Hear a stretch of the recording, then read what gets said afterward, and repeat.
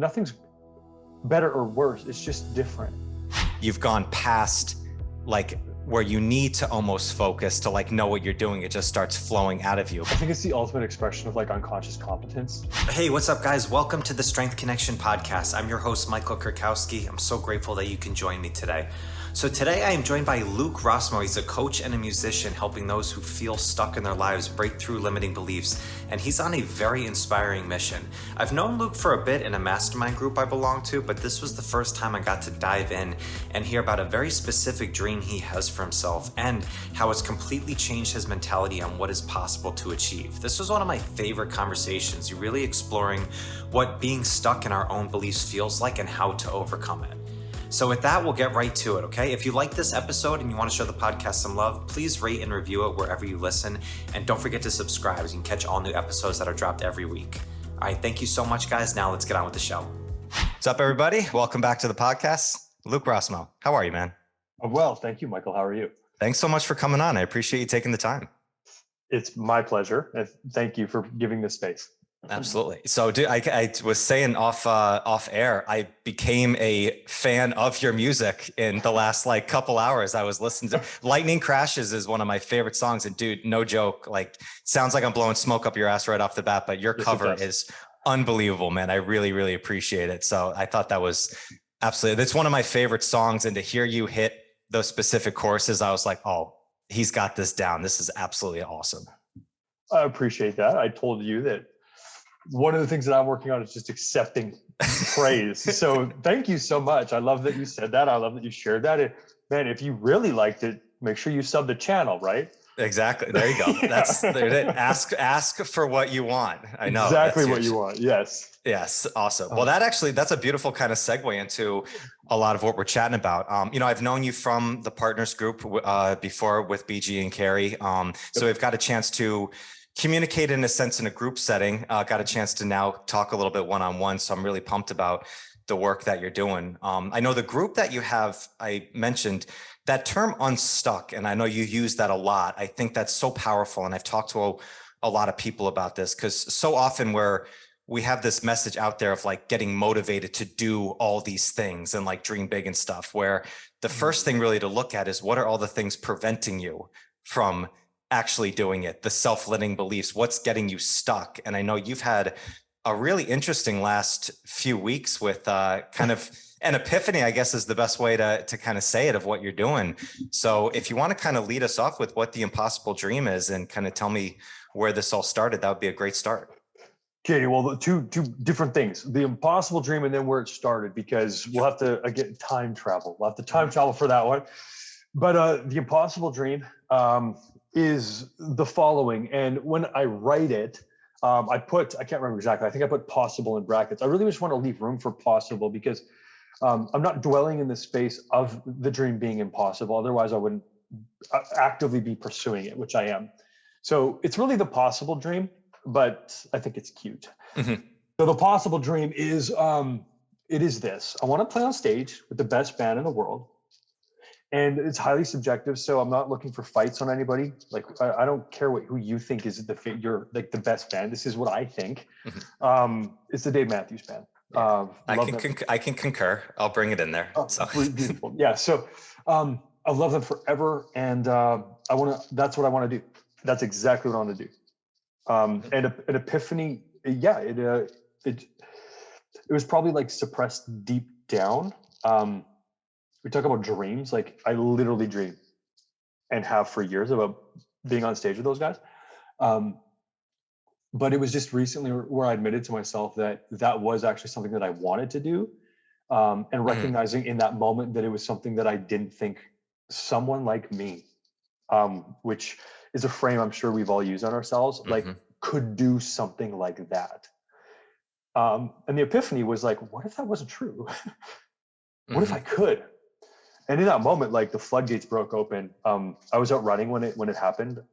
That's a completely different story. Yeah.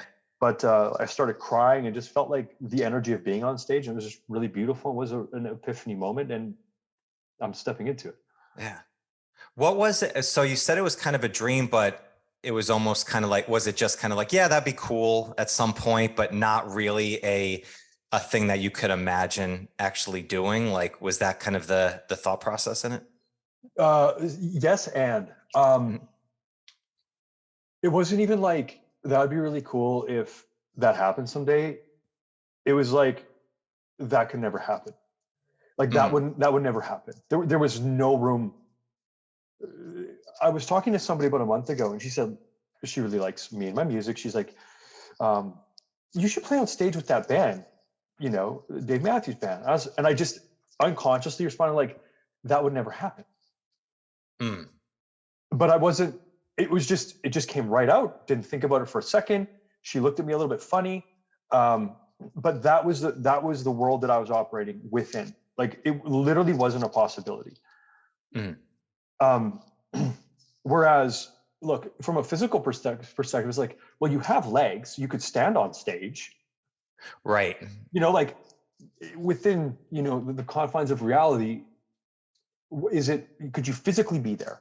It's like, well, you could. So like as an invitation, like, then you start to break down, like, what does that even mean? It's this unconscious barrier that we put in our way, that I put in my way, that prevented me from, I'm like, I've locked myself in a room and there's no door. There's not even a door. So that's like the prison that's being stuck. And it might be like a bigger thing for some people, but it's just what had stuck me is just that little voice in my head. Right? Yeah. Saying it's this, you can't do this. You can never do this. And so so this was my experience with this thing in particular. What I then did is I went for like side goals. So like parallel types of goals that were not the goal, not the thing that I wanted deep down. So I was like, okay, well, I want to play on stage with brilliant musicians. Okay. It was like a side thing. It wasn't like, I want to play on stage with the best band in the world. For me, that's the Dave Matthews Band. That's one thing. Kind of diluted the water a little bit. Yeah. It was like, okay, that's probably not going to happen, but I could play on stage with great musicians. I could have my own good band. And then you go into like this, well, how do I make that happen? It's like, well, I need to look for musicians, but I'm operating under a certain paradigm for myself. What if I just acknowledge that what I want most in the world with my music is to play on stage with the best band in the world? And I'm not saying tour with them. That's not actually what I want. I just want to be on stage one time, would completely satisfy this itch. Would that open the door to other things? Of course it would. But that's not even, I don't even care. I know exactly what I want. And it was just recognizing that and seeing the limitation of my self-imposed prison. That allows me to, oh my goodness, there's a door here. Let's go. Yeah. So when you were on this run, I mean, because I've had moments like this too. It's so funny when you mentioned that woman who was like, oh, like you should play with this band. Like that's how I kind of started my first podcast, where I thought about it for a long time before. Is that something I can do? And then one of my coaches out of the blue just kind of said to me and my former partner, like, you guys are great speakers. Why don't you start a podcast? And I was like, you know what? It's kind of interesting. So it's almost like sometimes you just hear another person recognize it, like replants the seed in your head that just starts kind of marinating a little bit. But when you were on this run and this thought started coming into your head again, was it naturally, did like the initial thought come of like, oh no, that couldn't happen? And then all of a sudden you started thinking about it more. And then all of a sudden the what if came in, or was it kind of a different thought process now that you had than before? No, that was how it was. It wasn't a thing that I'd allowed to like come up. Like it was just buried so deep. So on that run, I was running a half marathon. I was like 2.5 hours in. I run slow. But that was another thing, like, oh, you can't do this.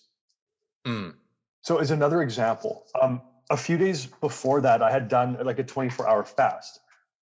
Okay, so Luke I had tried to fast before, man. Have you ever fasted before? That's miserable. Like it's not fun. Yeah. Like I love food more than anything else. It's like my favorite food is butter, and I'll put butter on everything because I just love food so much. Yeah. So like you have these little instances of like the voice in your head, and it was just like those were really beautiful many ways to look at that voice and not believe it. Like, oh, you have to eat. Well, no, let's just go a little bit longer. Let's see how this goes. And there's no threat, right? Like it's innocent. It's not comfortable, but so I Right. started to play that week. I was playing a lot in what is my voice saying in discomfort? Like cold showers. It's not, I don't care about the physiological benefits of cold showers. It's like my body doesn't like to be cold. So I turn the tap on and my body's freaking out. My head's freaking out. It's being like, you can't do this. Right. But you can. It's like, you're sitting there doing it. And your body's like, just stop this. So I'm all running and my body's literally shutting down, but I keep one foot in front of the other. You know, the whole time, like I was kilometer 7. I do kilometers. I don't know what mile that would be. A lot. And I'm not a runner. So, so it's funny. I used to identify as a non-runner. I started running to challenge that notion of myself. Gotcha. Okay. That's the reason I chose that. I like it. Like kilometer 7, my head was like, you could stop right now. Like you haven't told anybody you're doing this. Yes. No one would know. And I was like, I would know. I'm going to keep going. So I just kept putting one foot in front of the other. So it was like all these little tiny examples of my brain telling me like I can't do something or like shut this down. So I'm running and it's, you know, listening to music. And I was like looking off up to the distance in the right. And there was literally a stage for people. I was running around a track. It was like 3 in the morning. It was black. And I just imagined people there. And then it was just the whole thing just burst into my mind of on stage with the Dave Matthews Band. And then that little voice, that same one, is like, you can't be in the discomfort of the cold water. The same voice is like, you should stop running at 7 kilometers, was telling me that that was not gonna, that wasn't something that could happen. And I just thought, well, it's the same voice. Like, what if it could? Yeah. And that was me like stepping through the door of the limitation that I didn't even recognize I'd had until that moment. Yeah.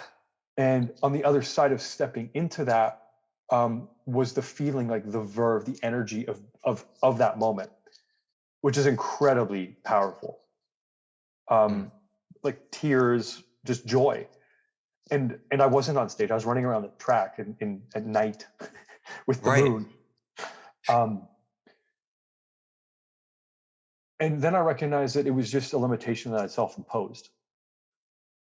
That in that moment, I let it go. Yeah.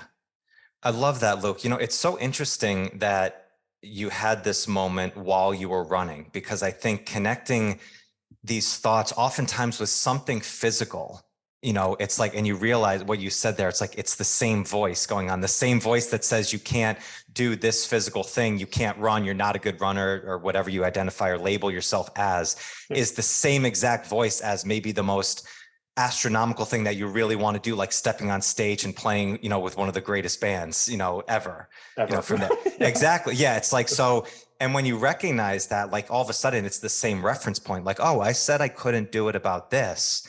Now I couldn't, oh, it's the same exact shit that I'm telling myself over here at this. All of a sudden, like there builds this connection to it from one thing to another. That's why I said, I think it's, and what you talked about with the cold showers, I just had this conversation with a good friend of mine and Coach Tyler Wall, who was talking about the same thing. Like, I don't care about the physiological benefits of it. It's all great stuff, cold shock proteins and stuff like that, but it's something hard and discomfort and not comfortable to do. It's like, if you start the day doing that, it's like, oh no, I'm capable of doing something challenging that I don't want to do, that I know is going to help me. It's like, however, the others, and it's like, because if it's same like with exercise, with reading, and so all the things that we know are good for us, but people don't do. It's like, yeah, logically we know they're good for us, but a lot of times we still don't do them. It's like, it's looking at it in a different approach. I love that that moment came for you while you were kind of doing something physical. I think that's so cool. It was so cool. And I did it. I did the run. Like I've run a half. I've run a half marathon. I've done a 24-hour fast. Like, it's, for me, the very interesting thing was like, those things seem, well, not the half marathon for me at the time. That was actually a really big deal. Because that was way beyond what I thought I could do. But I'm blown away almost every day about what I think I can do and what I can actually do. Like I get to see that a lot in the gym, just lifting weights. It's almost a daily thing. But for me, the interesting thing was like the idea of playing on stage, it felt like the biggest thing in the world. Like it felt like the magnitude of that thing, it felt impossible. That's why it's like the impossible dream. It's not like, oh, standing in a cold shower for 2 minutes. That's like, okay, I could probably do that. It's going to be uncomfortable. Right. This thing, like the magnitude of it was somehow built up here. And so just noticing like all of that, and then just like, oh, but what if? Right. And on the other side of the what if, is the self-imposed prison, the limitation drops away, and that is the feeling. This is going to sound so hokey, but the feeling of possibility, which is just like excitement and vibrant and filled with life. It's there's movement there. Yeah. And so look, you're like, oh, so what, man? So what? Like, you haven't played on stage. No, it's been like a month. But man, my songwriting, it's better. Yeah. It's better. I've written 2 awesome songs. That's another thing is I'm writing. I'm picking up my guitar every day now. My identity is completely shifted to the guy that's done that. I am a master performer. Like, if I'm coming to play a show for you, you're going to have the best time of your life. That is it's not like I'm a casual guy doing this anymore. It's like everything's changed. And that's just in that area of life. My business is transformed. I'm better in my relationships. I'm married. I have a kid. Like, I show up, I'm more present. I provide more space. I'm more open. I'm more fun. It's not like I don't have like the constriction of limitation, which is a survival thing. It's not just that, oh, I can't do that thing. It's like, it's a survival response. It's to keep me safe. So it's, oh, I can't do that thing. Therefore, like, if you try to do that thing, I might die. That's what the constraint is. That's what living in that prison feels like. That we don't recognize because we don't play the tape forward. That's so interesting that, because you said like relationships are better with your wife, your child, like business has exploded and stuff. It's so crazy how one thought into one thing can transform into everything else that's going on. And I think it kind of, you can stem almost like on the macro scale of it that's purpose. It's like when you actually recognize, like, this is my purpose to go after this and to make this happen. It starts to resonate in everything else that's going on. That's why I talk to people who have, their goals in strength or fitness or mindset, whatever it is. It's like, you focus on one thing and you do really good at that. You see the results from it. It starts to spill over into everything. And in so many things, we start to play that what if game. Well, what if this happened? Well, when is it going to happen? Well, all of a sudden we start to suffer more in our imagination than we do in actual reality, where it's like, no, well, what if it actually works out? And then all of a sudden you just start working on it every day. You're telling people about it and stuff. It's so crazy how it just transforms into every other aspect of it. I think that's where, people talk about the law of attraction. That's where I think there's some merit, to it. I've had some debates about that back and forth because I think they don't talk about the work that you have to actually do in order to attract the things that you want. But I think that's kind of a very similar thing of what we're talking about here. Yeah. I know like the law of attraction is a bunch of woo stuff and like wherever you sit with that is fine. But like we live in a physical reality. Like my voice comes out and you hear it. That's how we relate. We're relating to the world and to each other through the physical reality. So for me, it's like all of the self-imposed limits, when we drop those, there's just freedom to act. And there's an energy in the freedom to act. Like there's an energy when I'm like, hey, Michael, how do you feel about a podcast? And now we're here doing this thing. Yeah. That's it in motion. That is it happening. And there's energy behind it. Whereas there's the energy's lost in the restraints of the I can't do, or this might not work, or blah, blah, blah. There's no room. We can't literally take this step. There's no energy. And so we're just moving more energy. I've never said that before. I don't even know if that's right. I haven't thought about that. I think it feels right. It is. Well, it is. I mean, energy is the right word, right there. And I think it is. You're doing stuff. And I know I saw a post that you put up the other day about that, of like asking for what you want and do stuff, like just work on it and just do stuff every day. And what you talked about with your music, you said like you wrote 2 kick-ass songs from here. Talk to me a little about the process. Like what's the difference in these? Did you feel the difference immediately when you wrote this? Was it more the clarity of the message that you wanted to get? Was it the melody? Like what was kind of the process that made this feel so much different? It was different questions that I ask. This is going to sound hokey, like the music. So like, what do I need to do with this to make it as good as it possibly can, as opposed to this is good enough? So when I write lyrics, like it's often like, good enough. Oh, okay. Okay. So, but now it's like, what would be best? I'm not looking for perfection. So I really want to lay that out there, because I do things and I put them out, like write post, put it out. I'm not overthinking anything I'm saying. It just goes out. It's the same with music. It's not like overthinking it, but it's like, oh, this could be better. Not knowing exactly what that means, but exploring the betterness in it and just letting it come out, as opposed to just letting it, oh, it's good enough. So it's in service of what's best for the thing. And it's very non-personal. Like I have a kid, okay? Mm-hmm. My job with him, the way I see my job with him, is to nurture him in a way where he feels free enough and safe enough to self-express who he is. Right. Mm-hmm. Okay. So I'm not there to impose him. I'm just there to encourage him and nourish him. I think it's the same with any creative endeavor. Like I'm there in service of the thing itself. So a song is a little song baby. My job is just in service to allow the song to be its best. But I have to be open enough to get out of the way to watch out for stuff like, oh, good enough. Or right. Yeah. And there's a whole different set of things that's come up in the past that I'm not dealing with anymore with music. Like, what if you never write another good song? What if you've written your best song? Writing songs is like, you don't know what's going to happen. There's like a vulnerability with it, and it could be terrible.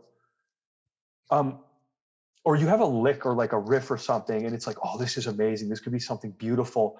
And then as soon as you start to like create something out of it and mold it, it could lose its magic. You have to be able to take that. You have to be willing to muddy that. Yeah.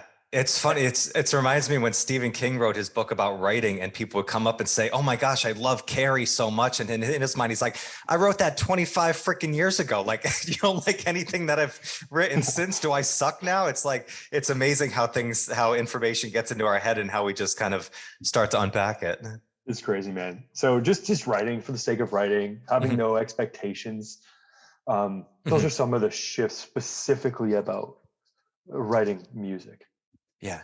That's interesting. You said that about good enough versus make it the best. I think that's a really good question to ask yourself, because it is all subjective, right? You can always make it better. You know, I said this on a group call the other day.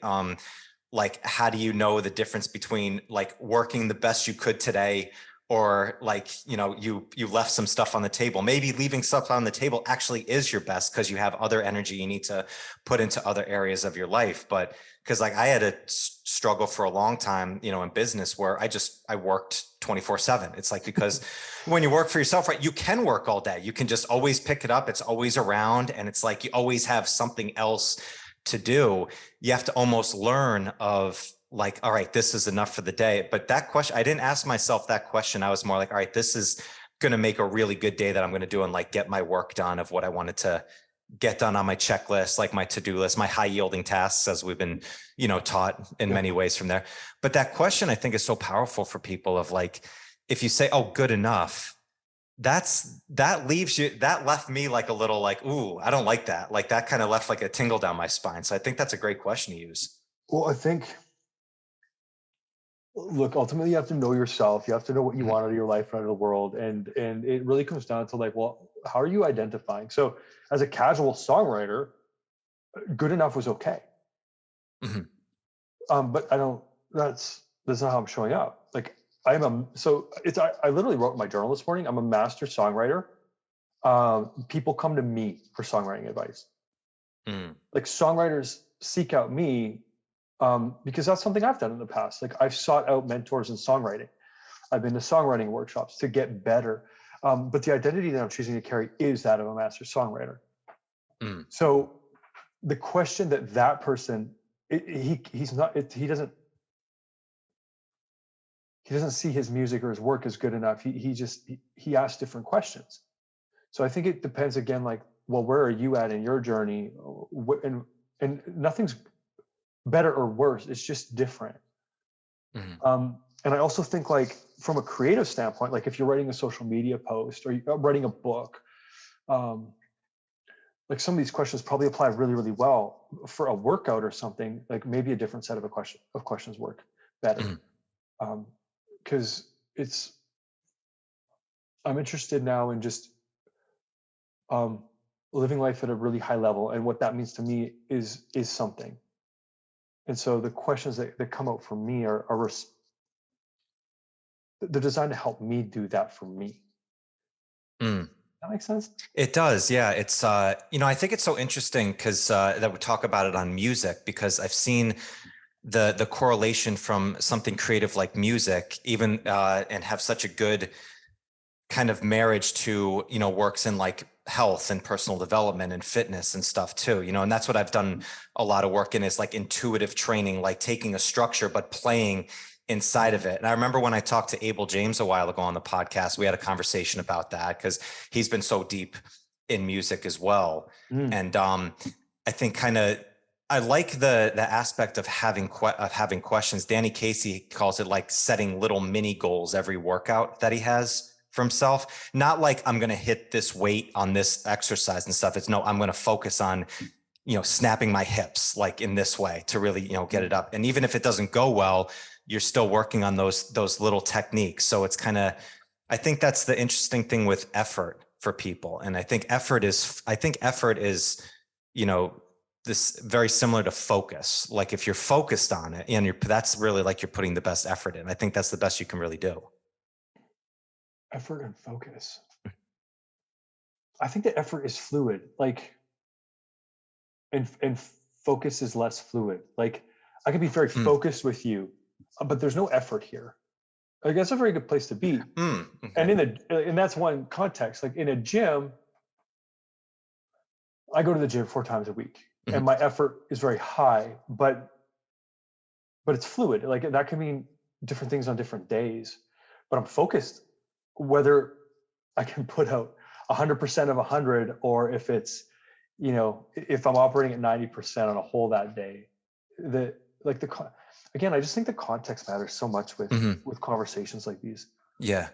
Yeah. That's interesting, because I see effort in, because I can see it in like you're putting out like your max effort, like exertion of something, where I think focus is it's like a mental exertion that you're doing. So be able to, the term that everybody loves now is flow state, of like being in that flow, and I'm sure as musicians, you get in that state in many, different ways. It kind of just, where it feels effortless in there. It's almost like you've kind of, you've gone past like where you need to almost focus to like know what you're doing. It just starts flowing out of you. But that almost seems like that's like a mastery level of effort in many ways. Oh, I think it's the ultimate expression of like unconscious competence, where you can just step back and you're completely out of your own way. I think like in a nutshell, that's what flow is. You're just, instead of like, so again, like music stuff, like instead of playing on stage and like thinking about playing on stage and like what I'm going to do, the difference for me is actually listening to what I'm doing. Okay. And then as a listener, I'm just, what I want to hear is just passing through me. As opposed to trying to do something, it's a completely different space. I don't, and that's just for music. So I can't take that and apply it to anything else. And I don't think that I get in flow when I train. I don't think that's a thing, because, well, I am so intentional. Like you said, the word like focus is like the way you approach something. So to me, that's like almost like an intention. Like the kind of, no? Yeah, I think so. It's interesting. I think we're speaking the same language on it. I think it's, there's different modalities that you can get into and have maybe different flow depending on what the focus is. It's like, with your music, maybe that is like a key priority right now. So that flow comes a lot more naturally, where training is kind of it's an appetizer to the entree of what's going on right now. It's serving, what you're doing. I'm sure it's a good service of it, but maybe that's, it's kind of like the term I like to use instead of balance is harmony, where it's like, because if we try and balance everything that we want to do in our life, if we want to be healthy and be strong, then we're exercising. If we're running a business, then we've got that work. If we're doing our creative ventures and our other work like music, we're doing that too. You have a family, you have that. If you're trying to balance everything all at one time, it's kind of like trying to juggle, but you throw all the balls up in the air and they're all at the same spot. Well, then they're all going to fall at the same spot. Where harmony is more like one's going up while one's going down. So you're kind of like juggling them in that way. Does that make sense? Yeah, as you were talking that through, I really like the differentiation. Harmony kind of feels more like, you can't see me putting my hand on my chest. It feels more like of a way that you're approaching life as opposed to the things of the life. So that feels right for me. Yeah. Yeah. Yeah. Yeah. I'm curious with the songwriting too, because you've been a musician for a long time. You've written, songs, and even like you said, was it like 6 or 7 years ago? Like the first fear was just going on stage and just like, and then you faced that fear and you got over that and you felt more alive than ever. And almost you thought like, I thought I was past this fear. Like I didn't still think that was in here. And then all of a sudden this came up again. Can you talk a little bit about kind of that journey? Because during that time you built your own business, you have a family, you have a child, like you've done a lot of difficult things. So there is more reference points, but still this fear was kind of ingrained in you. Yeah, ingrained and like nourished, fed. Yeah, so I was like 28. I was 28 years old, and look, I've been kind of an at-home singer, songwriter a little bit. I've always sung, but like shower and at home privately. In high school, I'd watch, my peers get up. We had this thing called chapel. It was like this everybody got together and we're just together for 15 minutes and there'd be different things. And oftentimes like kids would perform music. And I'd always look at those kids and be like, what do they have that I don't? Like, why can't I do that? The same thing. There's that voice again. And then just going through the years, knowing that I wanted to be on stage and just feeling like, oh, I can never do that, can't do that. And on top of that, like that's the voice. And I always say like the head and the heart play together. So the feeling of that thought is fear and just horrible tension. It felt horrible. So the years are going by.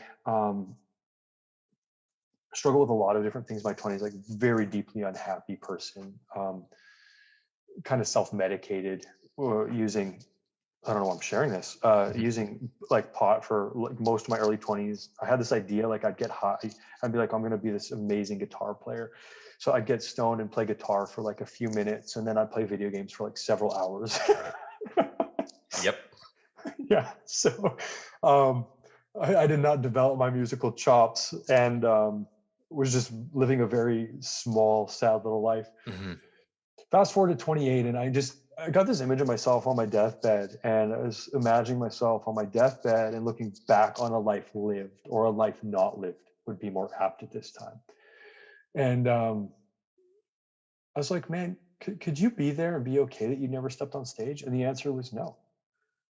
Like you wouldn't be okay. You would not feel good about your time here. You would feel regret. And the idea of feeling that regret was more powerful than the fear that I was feeling at the time. So that was like, well, you have to do this. Even if this kills you, that would be better than being on the deathbed. If you die on stage, Like, of course you're not going to, but that, again, that's what that primal is. It's to keep you safe. It's, oh, I can't do this, fear, ergo I'll die. Mhm. It's not the fear of being on stage. So I got on an open mic night stage. It was a really beautiful place, really beautiful experience. I played 2 songs, don't remember playing them. I remember being terrified the whole Mhm. time, and I'd practiced a lot. I got off and I felt better than I ever felt in my life. It was like conquered my Everest. Mhm. And then this really beautiful thing happened. This guy, his name's Joe Wedge. He won't mind that I use his name. Mhm. He came over to me. He's like, man, you're really good. And he's like, how long have you been doing this? I was like, Joe, that's the first time I ever done this. Isn't that And crazy? Yeah. he was like Godsmacked. He's like, what? That was the first big fear. And that was like a crack in my fear armor. Because I said I was living like a really small life. And fear was responsible for that. Like I didn't want to do anything. So it's been 7 years. Mhm. But in the past few years, we've moved across the country. I've had a kid, started basically one business, released an album, did a big concert, released a few singles, and it's just like, oh, so now fear is like, I've shifted my meaning with fear. If I'm afraid of something, it's time to go straight towards that thing Yeah. because I know that I'm going to feel freaking amazing on the other side of Yeah. that thing. So that's kind of like where it started. It Mhm. didn't start with Dave Matthews Band, Here I Come. It was, Exactly. Yeah. dude, I can't play for 2 people.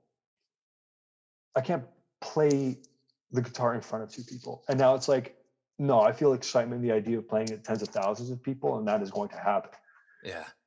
That's the journey. Yeah. It's so crazy. I mean, that you don't realize that fear is juxtaposed with the greatest feeling of that you could probably like imagine when you actually do it and you overcome it. And it's like, I mean, it's a powerful thing. It's been talked about a lot is the fear of regret that you have of not doing it. But it's so tough for a lot of people. It's really simple. There's probably a million kids out there who have those big dreams, those big goals, but you spend 4 minutes, playing, and then the next, 4 hours playing Call of Duty, because that's really easy to just, keep it in your mind and not let that out, from there, kind of like you said on your run, like nobody's going to know if I stopped here or not. But once you get to a point where it's like, I'll know, it's like, Yep. and it's like, when you get to that point, like that's a really powerful thing. And it's got to be so interesting too, like the biggest fear that you have, and then you play 2 songs and then someone comes up and is like, man, dude, like it wasn't just me thinking I did good and I did it. It's like, no, it was actually good too. That's gotta be awesome. It was funny, man, because I didn't remember. Like it was like I blacked out. Yeah. Like I got off stage, I didn't know how it went. Like it truly so in my head too. Yeah. I think that's probably why I didn't remember. Just so in my head about it. And it's funny with the music specifically because like I've shared this with a lot of people, like the dream. I've only had 2 people kind of look at me like I had a third eye. Like everyone else has been like, amazing. I can't wait to hear you play with him. Like they've been like, man, your stuff really good.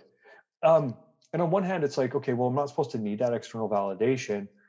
On the other hand, like, I don't know what I don't know. Like my perspective is biased. So hearing that from other people is really good. It's also really helpful to hear like, oh, I don't like that song very much. Here's why. Or whatever. It's just so non-personal. So to hear that actually was incredibly, really helpful for me in that moment. Yeah. Well, and I think there's different moments that help with, I was going to ask, like, if you got any, shade or anything like that from kind of releasing this out, because that can happen. But I think there can be kind of 2 ways you can interpret that, right, Luke? It's like, one, if you are looking for validation from bringing everything out, then any negative comment that pops in your way, you're going to think of it over and over again.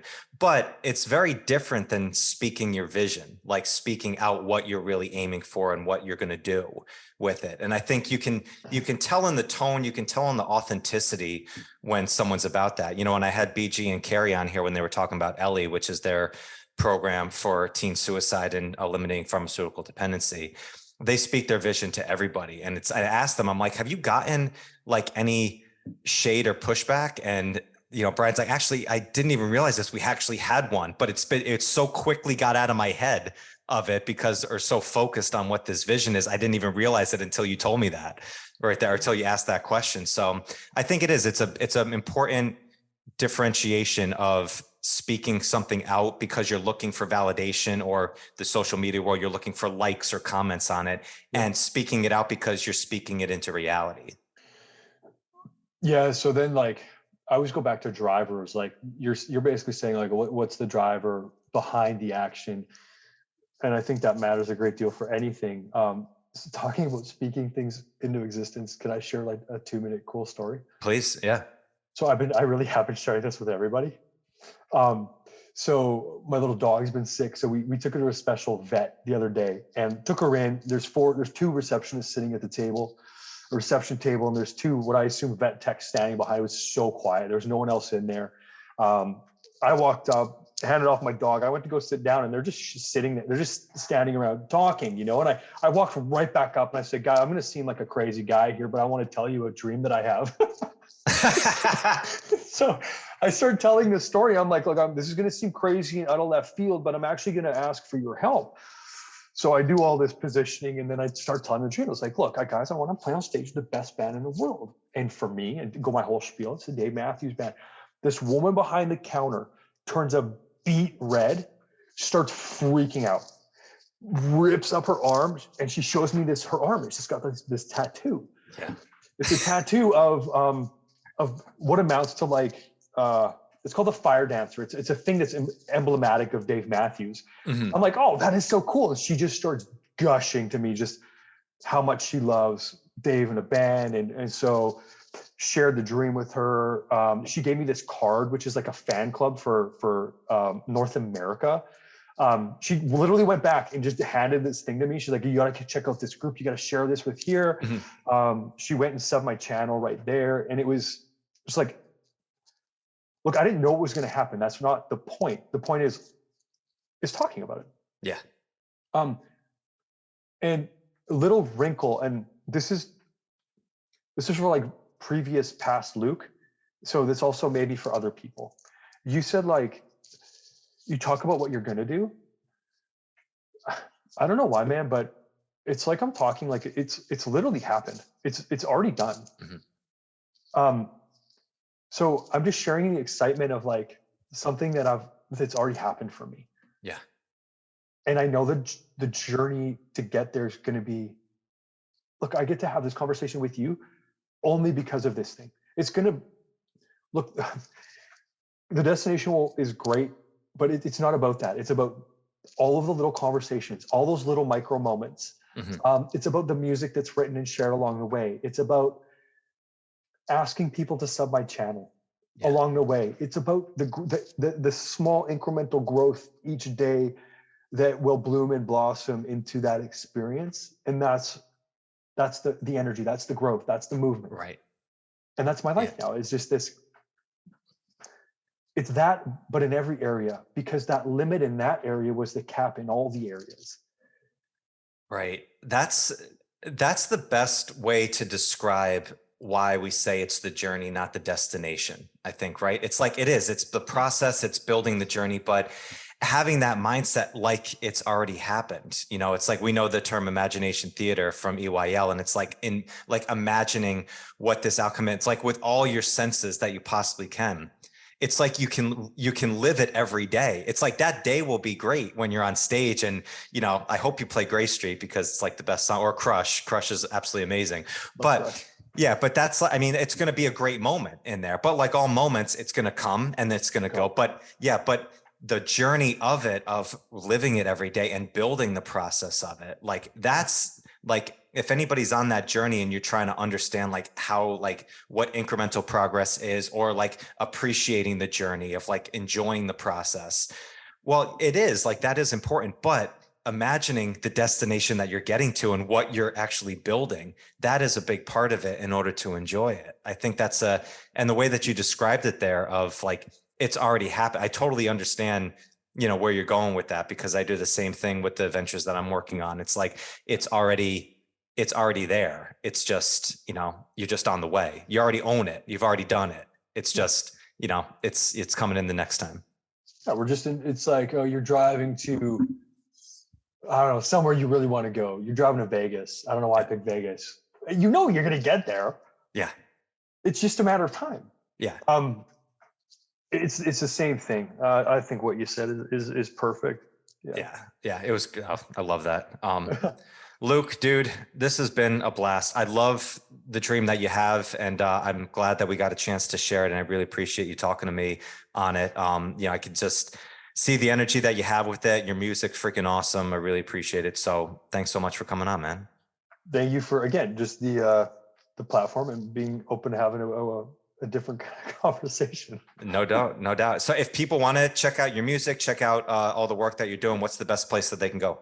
Well, it depends like kind of what you're looking for exactly. If you want to support the dream, that's beautiful. Super appreciative. I've said I can't do it alone. Like, obviously, I need fan support and that kind of thing. So the easiest way is probably just to go like I have a YouTube channel. Can I share links with you? Yeah. So I'll share that link and you can go like and sub, but I only want you to sub if you actually dig the tunes. Mm-hmm. So, you know, don't come on board if you're not on board. And that's okay. Not all music's for all people. I totally understand. I won't take it personally. But if somebody has like, if they feel, we talked about it earlier, if you feel stuck, we can also talk about that. If you want to do that, reach out on Facebook and we can maybe chat about a way to help you feel unstuck, because that feels better. Yeah, no doubt. Yeah, and we'll put all the links in the show notes here. That's perfect. So, Luke, thank you so much, brother. This is great. Thank you. Guys, go follow Luke, support the dream. We'll talk to you guys soon. Peace. Thank you so much for joining me today. I hope you found some great value here. And if you like this episode, please drop a comment and leave us a 5-star rating and review. It does more to build the show than you can imagine. And do not forget to check out and join the Strength Connection Facebook group. In this group, I share the biggest takeaways and lessons from these amazing conversations, as well as training and strength tips for pursuing mastery and fulfillment in life. This group is filled with individuals looking to take full control over their strength, and it's the perfect space to explore new ideas and to share your journey. And you'll also get exclusive access to these Strength Connection Mastery seminars. It's a deep dive into the physical, mental, and spiritual training that you can begin using immediately. So do not wait, go now. Seriously, go. All right, much love to you. Thank you so much, and I'll catch you on the next one.